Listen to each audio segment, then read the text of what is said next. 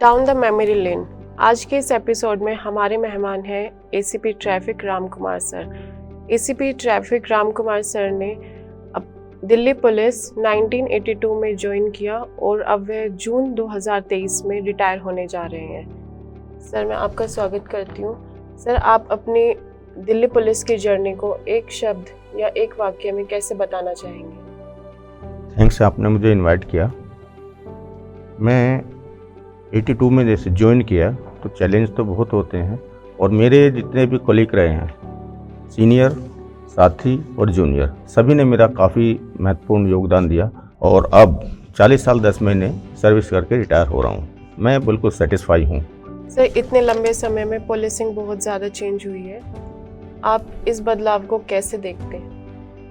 ये सच है कि हाँ, पुलिसिंग काफ़ी चेंज हुई है, क्योंकि जिस समय पहले मैं अपॉइंटमेंट किया था तो उस समय इतना ज़्यादा टेक्निकल बेस नहीं था। बीच बीच में टेक्निकल बेस आया। पहले पीपीडब्ल्यू और रिलेशनशिप ज़्यादा थी। अब दोनों ही चीज़ें, रिलेशनशिप भी और टेक्नोलॉजी भी। टेक्नोलॉजी के क्षेत्र में भी मैंने एक अपना काम किया। जैसे साइबर सेल में मैंने काम किया, तो उसमें क्या पर्टिकुलर फिक्स हो जाता है कि किस पॉइंट पे आपको काम करना है, और वही हमने करके दिखाया।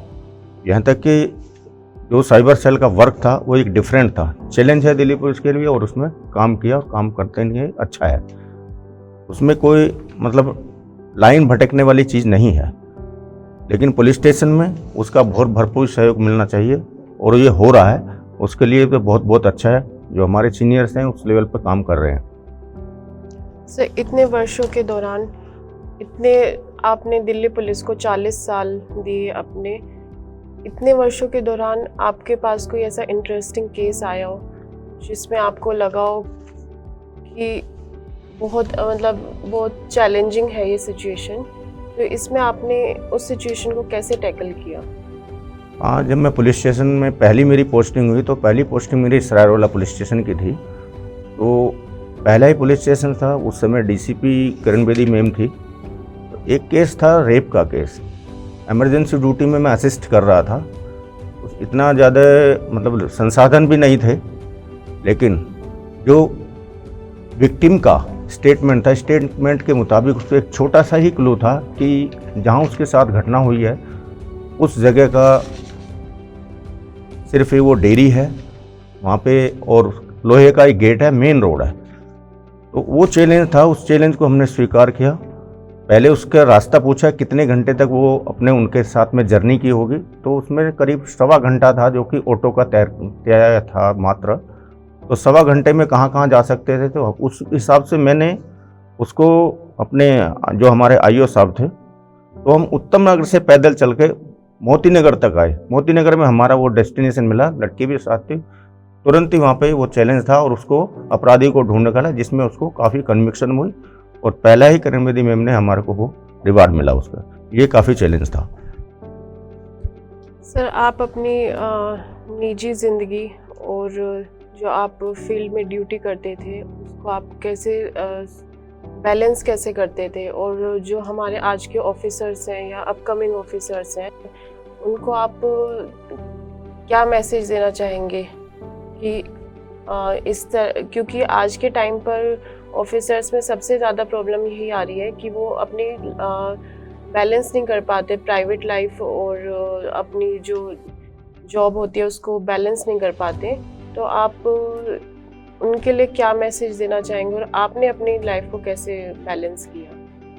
तो मैं बैलेंस करने के लिए अपने साथियों से यही कहूँगा कि जो ड्यूटी आवर्स हैं और अपने फैमिली के जो भी आप टाइम दे रहे हैं उसको बैलेंस रखना ज़रूरी है। ये ड्यूटी में जितनी भी आपको डिफ़िकल्टीज आएंगी वो आती रहेंगी, और उनको सोल्व करना भी आपको ही है। वो सब आप अपने जूनियर या सीनियर के सहयोग से सोल्व कर सकते हैं, लेकिन उसको पारिवारिक स्थिति में मत उसको इन्वॉल्व कीजिएगा। तो मैं यही कहूँगा, आप अपने सहयोग से, आप अपने विवेक से इस काम को, अपनी ड्यूटी को अंजाम दें तो अच्छा। और स्ट्रेस से दूर रहें, स्ट्रेस से बिल्कुल दूर रहें, स्ट्रेस ना पालें, तो आपकी सर्विस बहुत अच्छी आराम से कट जाएगी। सर, जब भी पब्लिक पुलिस रिलेशनशिप की बात आती है तो पब्लिक मोस्टली पुलिस पर ट्रस्ट नहीं कर पाती। तो ऐसे में हम क्या स्टेप्स ले सकते हैं या क्या कर सकते हैं जिससे पब्लिक का और ज़्यादा ट्रस्ट पुलिस पर बने? हाँ, ये है कि पब्लिक ट्रस्ट नहीं कर पाते, लेकिन पब्लिक के जितने आप नज़दीक जाएंगे उनकी समस्या सुनेंगे, समस्या सुनने के बाद में आप अपना उसको समाधान बताएंगे। इसके लिए आपको प्रैक्टिकल नॉलेज होना बहुत ज़रूरी है। किसी भी फील्ड में हो आप, चाहे पुलिस स्टेशन में हो, ट्रैफिक में हो, क्राइम में हो, सिक्योरिटी में हो, कहीं भी हो, तो लेकिन आपको उनकी समस्या सुनने के बाद ही आपको अपना डिसीजन देना चाहिए। लेकिन अगर आपने पहले अपना डिसीजन दे दिया तो वो समस्या बढ़ जाती है। तो पहले उनकी समस्या सुनने के बाद में उसका निवारण करना सोचे, क्योंकि पुलिस जो है, पुलिस के पास में जो भी व्यक्ति आता है वो अपनी समस्या लेकर आता है, उसको पहले ध्यान से सुनेंगे तभी हम उसका निवारण कर पाएंगे। सर, रिटायरमेंट के बाद आप अपनी लाइफ कैसे व्यतीत करना चाहेंगे? रिटायरमेंट के बाद में मैं, अगर मुझे फिर भी और कोई काम मिलता है तो मैं काम करना चाहूँगा। इसमें ऐसा नहीं है कि रिटायर हो जाते हैं, तो रिटायर होने के बाद में जब तक आदमी वर्किंग में रहेगा तो मैं समझता हूँ बिल्कुल अच्छा रहता है। सर, आप आने वाली पीढ़ी को या फिर जो अभी इसमें सर्विंग पुलिस ऑफिसर्स हैं उनको अब क्या मैसेज देना चाहते हैं? जो मेरे साथी हैं वो इस बात का ध्यान रखें, जो डायरेक्शन आती है सीनियर्स की उसको अवॉइड ना करें, उसके बारे में सोचें और अपने कार्य को पूरी तरह से डेडिकेट होकर अंजाम दें तो बहुत ही अच्छा रहता है। इसलिए क्योंकि आजकल टेक्निकल बेस है, टेक्निकल बेस में आपको बहुत ज़्यादा पॉजिटिव रिजल्ट मिलते हैं, पहले इस तरह का नहीं था। तो टेक्निकल बेस का अपना यूज करें, चाहे वो ट्रैफिक में हो, ट्रैफिक में भी कुछ ऐसे ऑफेंसेस हैं जो टेक्निकल बेस पे होते जा रहे हैं और उसमें काफ़ी असर पड़ रहा है।